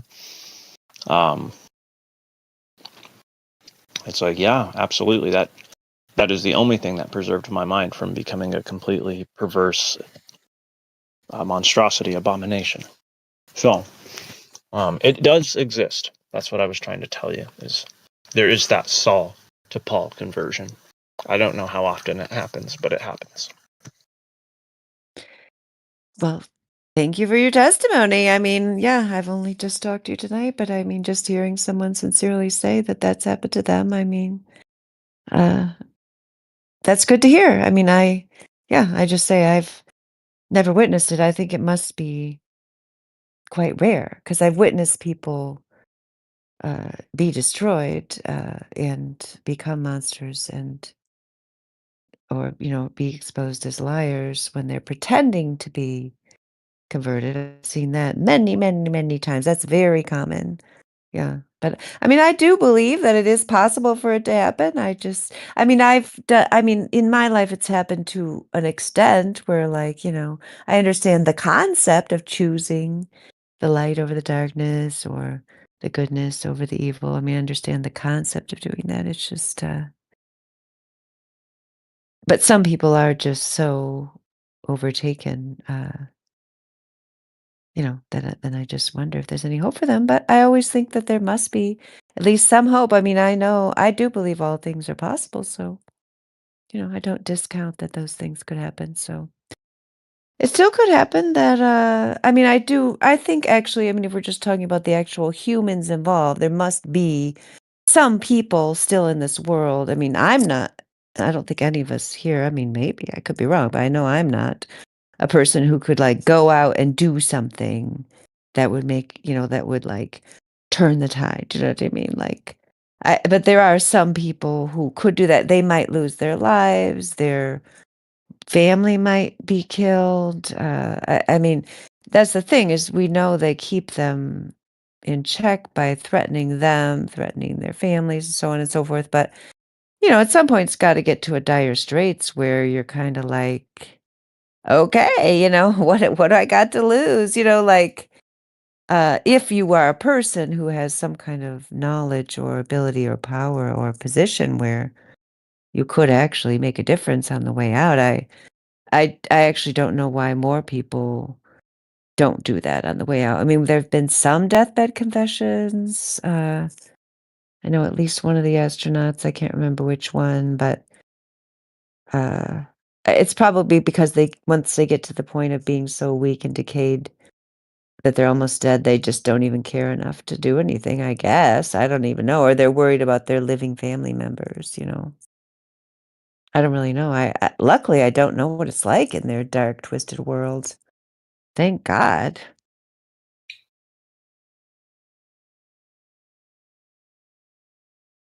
I know at least two astronauts have said that space is totally fake and been very clear about how fake they mean by when they say fake.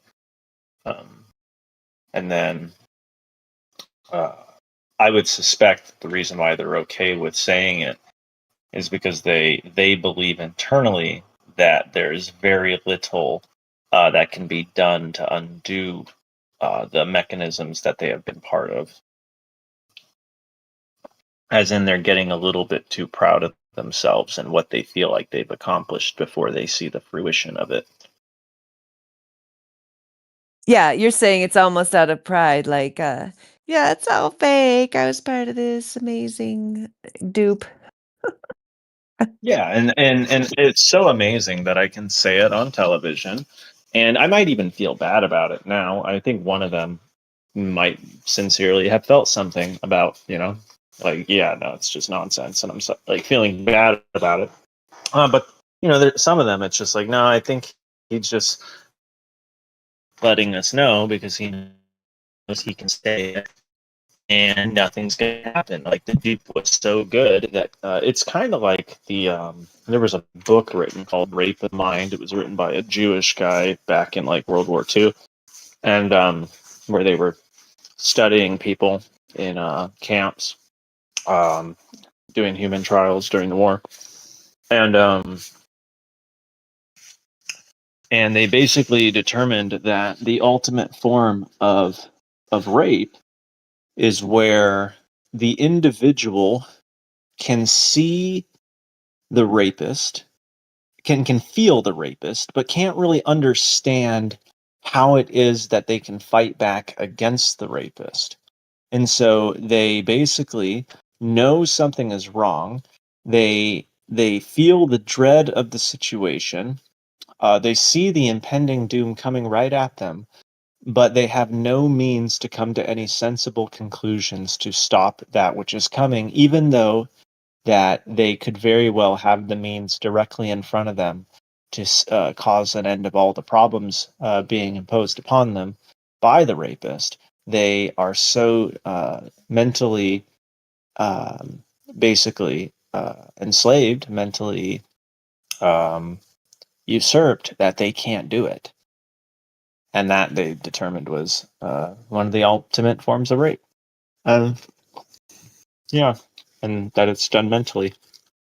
Well, Yeah, I mean, because we have to acknowledge, even though I do feel sympathy and pity for the victims of the deception of which I and my family are one. I mean, I understand some things, but I'm sure I'm very deceived about other things. But some parts of at least coming out of the initial deception is you have to take responsibility for your own life and realize that there is no one looking out for you. Definitely not the government. Government, industrial, media, educational, prison complex. However many things you want to add to that. None of them are looking out for you, and I guess just that initial realizing of that, which I was 12 when I realized that. So to me, that's not even like a question anymore to think that the government cares about me. But and there's a lot of people like that. I mean, I'm not unusual in that. There's many people who live, especially in poor and difficult areas of the world, who have gone through that first hurdle. But the problem is that so many people who think they're educated, who think they're civilized, who are living a fairly comfortable life, those are the ones who haven't even gotten past that first hurdle, even though it should be so obvious. So because they are living off of they are benefiting from the system, even though they might whine about their taxes or whine about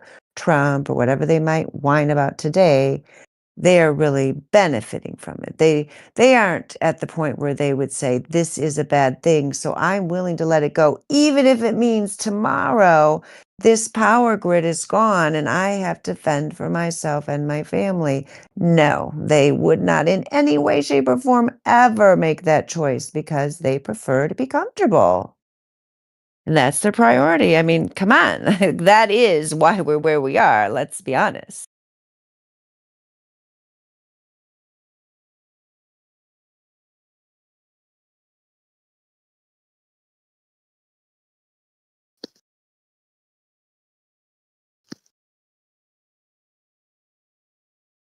And I believe there's Materialism, one looking out. materialism, Yeah, I materialism, believe there's materialism.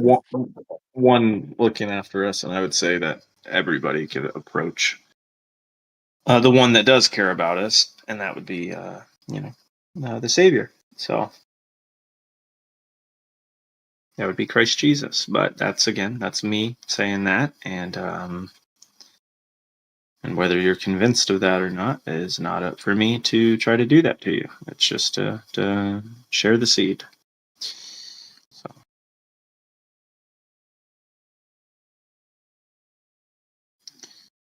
But we have really good reason to believe that again, that since we're living in a world with so much deception, where we can see whether or not you believe that the Earth is flat or not, we can see that there is institutions which are openly satanic. Like there's open rituals being done at like the Olympic Games. There's open rituals that have been taking like the Bohemian Grove, where massive societal elites come together to participate in like rituals to the devil and to Moloch and all kinds of different entities. So whether us at the bottom, believe in these spiritual practices or not, the people at the top do, and they perform them and they partake in them, and that there in of itself is a great indication of there is something spiritual happening around us. And where do we get the best source for a coherent story that makes the most sense, one that had been testified for hundreds and hundreds and hundreds and hundreds of years from all of the precursors of before us. And they were able to. It was definitely the story between good and evil as depicted in Scripture, the Bible. So, Wouldn't you say you're biased because your parents were Christian? I would say that I have bias, and I'll tell you why. I'll tell you why I have bias, because internally, I want the world, right? I want the world to have a purpose. And without a creator that, created the world and thus created it to have a purpose, with a purpose, and set a divine plan out for his creation, not just created it to then walk away from it and abandon it, but created it to have an ultimate purpose, as depicted in the scriptures, that would give man a meaning, and woman a meaning, and a child a purpose for living. So yes, I am biased because I want that, but I do believe that I grew up in a very excellent environment to not believe the scriptures, because I didn't. Like I used to believe when I was up until the 5th grade, And then I turned away and I became what I would call an agnostic atheist, where I was telling myself I was willing to believe that there was a God. And I even thought there might be a God, but just not the God of the Bible. And not a God that any man has ever written down, but more like an advanced alien civilization